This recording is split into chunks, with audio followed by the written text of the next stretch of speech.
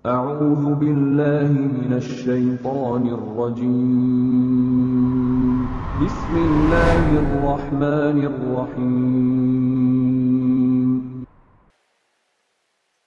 Bismillah.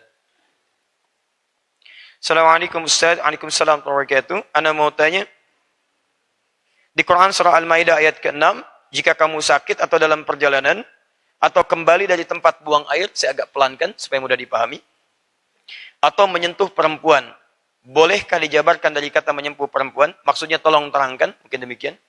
Apakah bersentuhan atau bersetubuh? Lantas bagaimana dengan hadis riwayat Abu Daud nomor 179, At-Tirmidzi nomor 86, Ibnu Majah nomor 502. Dari mana antum tahu nomornya? Taib. Bahwa Nabi SAW mencium salah seorang istrinya, kemudian keluar untuk sholat dan tidak berwudu kembali. Taib, kita lihat dulu ayatnya. Baca kalimatnya, setelah paham bandingkan dengan hadisnya. Teman-teman sekalian, mari kita lihat Quran surah kelima, Al-Maidah ayat ke-6. Paling kiri sebelah atas. Ya ayyuhalladzina amanu idza qumtum ila shalah faghsilu wujuhakum wa aydiyakum ilal marasik wamsahu bi ru'usikum wa arjulakum ilal ka'bain. Teruskan sampai ke mendapatkan ayat ini. Jika kamu sakit atau dalam perjalanan, wa in kuntum marda aw 'ala safarin aw jaa'a ahadun minkum minal ghaid aw lamastumun nisa. Lihat ayatnya. Aw lamastumun nisa. Lamastum. Tumun nisa. Ini dia. Ini kalimatnya. Atau Anda diterjemahkan di situ menyentuh perempuan. Menyentuh itu ada 3 kata. 3 kata. Satu massa. Massa. Ya massu. Kalimat massa pertama bisa ditemukan di Al-Baqarah ayat 214. Paling kanan sebelah bawah. Am hasibtum an tadkhulul jannata walamma ya'tikum mathalul ladzina khalau min qablikum massathumul ba'sa. Massa. Ya. Menyentuh. 2, lamasa. Menyentuh. 3, lamasa. Ini. Pakai alif. Lamasa. Yulamisu. Lemes. Dia. Ini menyentuh. Baik. Apa bedanya 3 ini? Baik. Yang ini massa, fokus karena ini tidak mudah.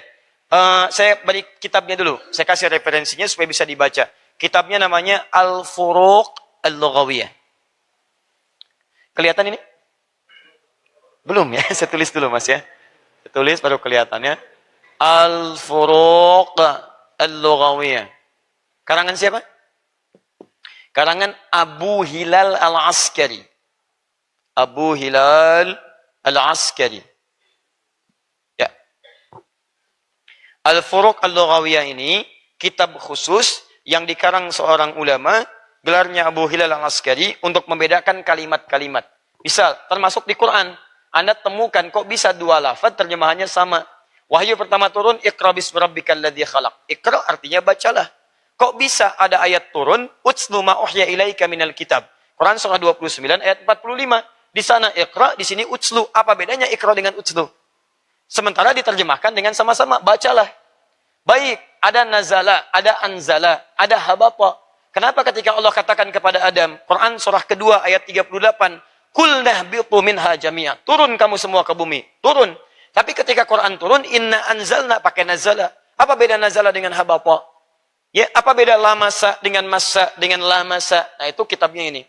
Kalau massa itu artinya sentuhan yang tidak ada kontak fisik secara langsung. Tapi dampaknya ada ke jiwa.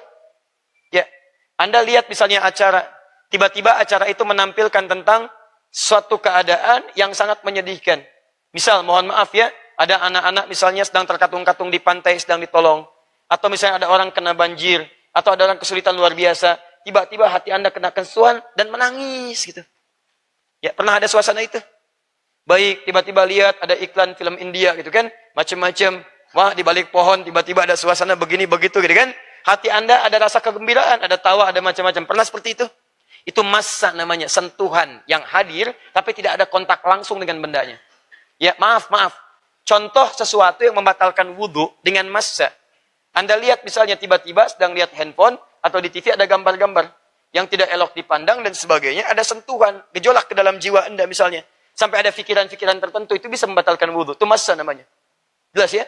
Di orang yang disebut dengan massa artinya tidak menyentuh langsung, tapi lengket dengan hasil dari apa yang ada pada objek itu. Walaupun tidak menyentuhnya langsung. Jelas ya? Makanannya enak banget ya. Enak banget ya. Kayaknya kalau bisa didapatkan, enak. Padahal cuma di menu aja begini. Ya, makanan tidak dimakan, disentuh juga tidak. Itu massa namanya. Paham ya?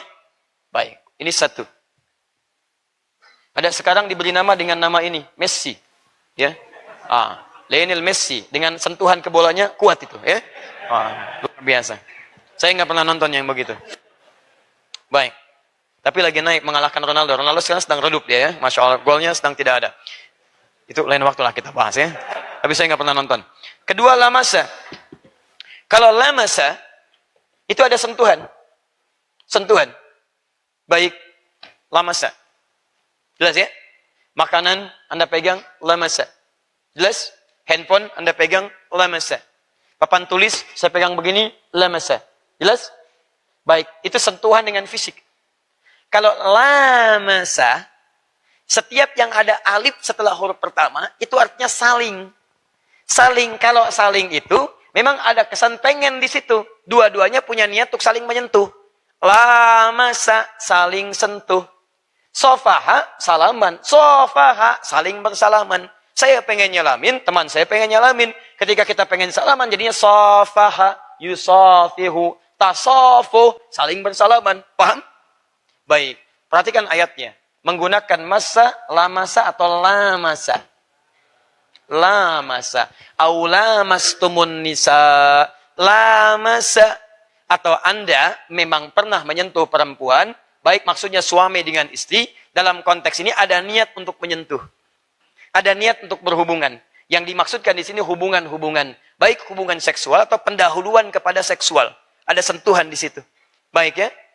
Mau kemana malam itu? Mau ke hatimu? Masya Allah gitu kan.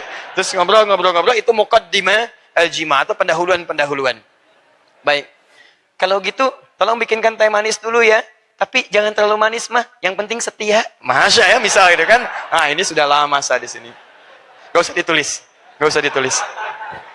Baik. Saya nonton kayaknya ini malam ini. Baik, paham ya? Jadi, lihat ayatnya. Kadang-kadang penting kita mempelajari nilai itu supaya ada kesepahaman yang baik. Jadi kalau yang dimaksudkan dengan lama, jelas membatalkan wudhu. Dan Nabi SAW dalam konteks berbeda. Beliau mau keluar, tidak ada konteks yang dimaksudkan untuk berhubungan. Hanya memberikan tanda sayang pada istrinya. Ya, kemudian beliau berangkat, atau bahkan beliau pernah sholat.